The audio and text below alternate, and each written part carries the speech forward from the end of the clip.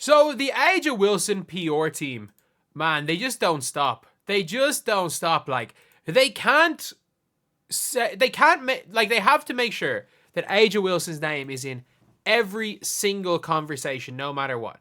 Like, that seems to be the goal, is that no matter what, Aja Wilson's name has to be in every conversation. Obviously, Unrivaled wanted Aja Wilson. Like, why wouldn't they? Aja Wilson is one of the top 10 biggest names in women's basketball, one of the top 5 biggest names in the WNBA. So that's the thing with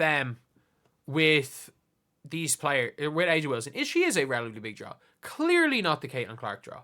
Like, the Aces, they're like, oh, the Aces sell out the stadium because of Aja Wilson. Yeah, when Caitlin Clark comes to town, they have to go to a much bigger stadium. They have to go to a 20,000 seater stadium, which they still sell out. But, like, it is what it is. But I saw this right here. Aja Wilson, Caitlin Clark turning down. I believe they did offer more than Clark, because I know what they offered Aja. Source close to Wilson said they have money and they offered her a lot of money. What the hell does that mean? And I have just found a way to get into this article.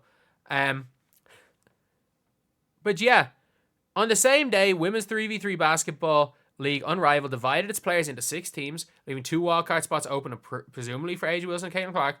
It appears both Clark and Wilson turned down historic offers to complete the season. While ESPN reported this afternoon, Clark's decision was to decided to pass on Unrivaled's inaugural 3-month season starting on January 17th, with source reportedly telling SBJ that Clark's offer was $1 million plus equity. Other sources are now telling they believe Wilson's offer was for more money than Clark's, even though it's unconfirmed.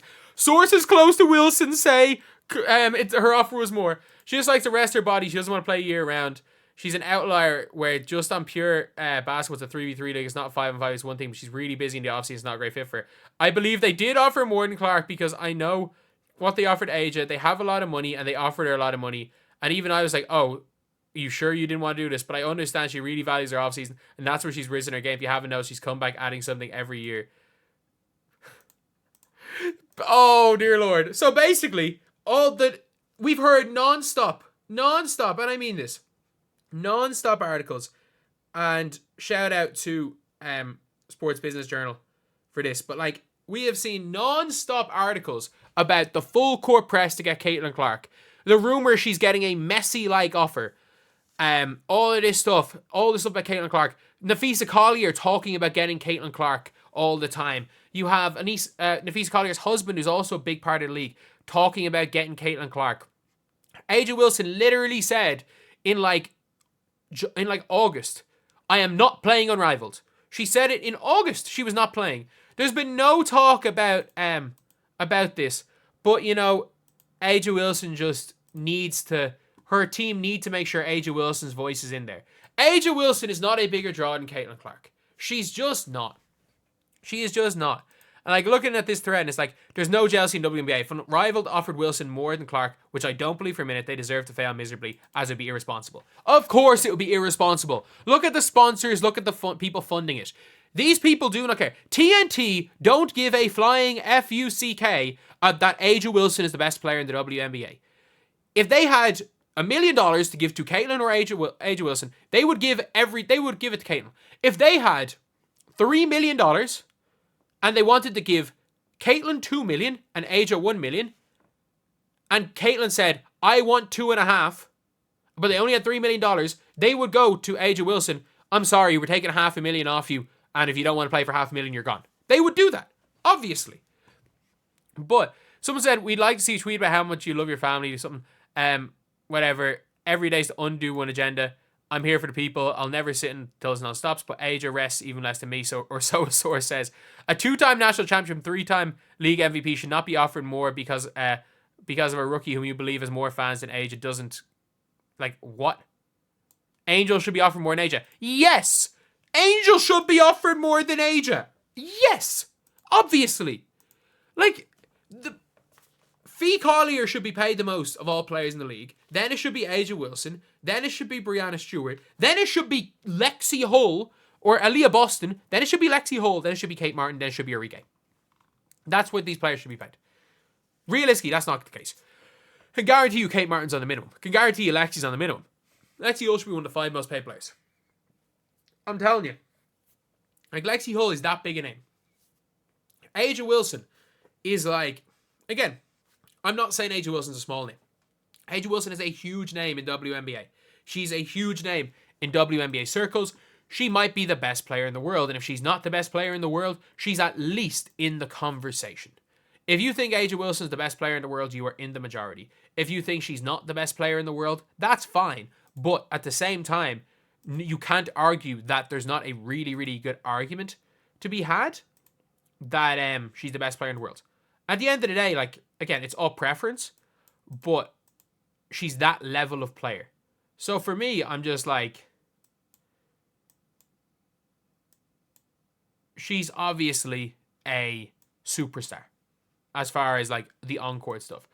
But it's some of the off-court stuff where it's like most of the new fans strongly dislike A'ja Wilson, and it's because of this stuff here.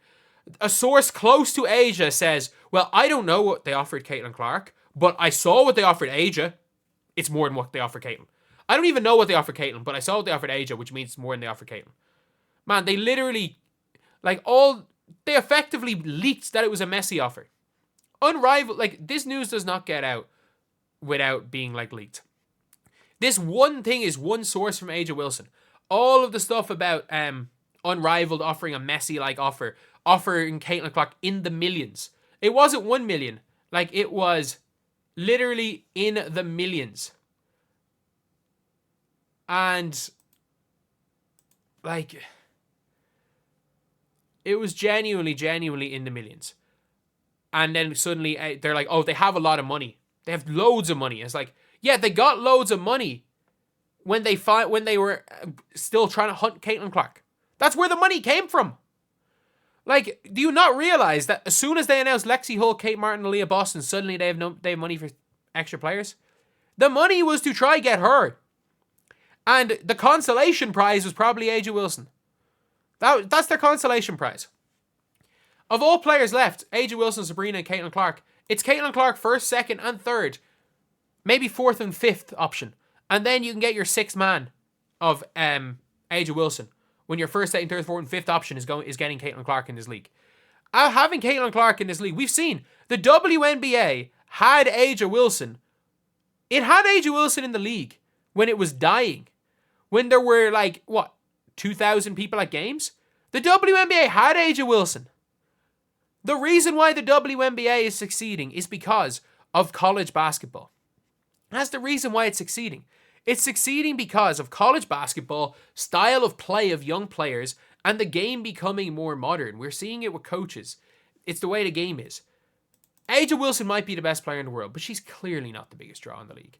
But you better believe if you don't say that, and you will not be allowed in WNBA circles. If you say anything other than A'ja Wilson is the greatest player of all time and A'ja Wilson will beat Josh Hart in a 1v1, you're sexist, you're racist, you're everything against A'ja Wilson. The reality is I just don't like A'ja Wilson.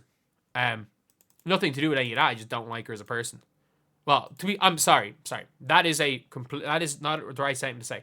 I don't like the personality of A'ja Wilson that has been shown to the public, because at the end of the day, what somebody says on camera is very different to them as a person. So I do take back that statement. The personality she's shown on camera versus is not one that I'm a fan of.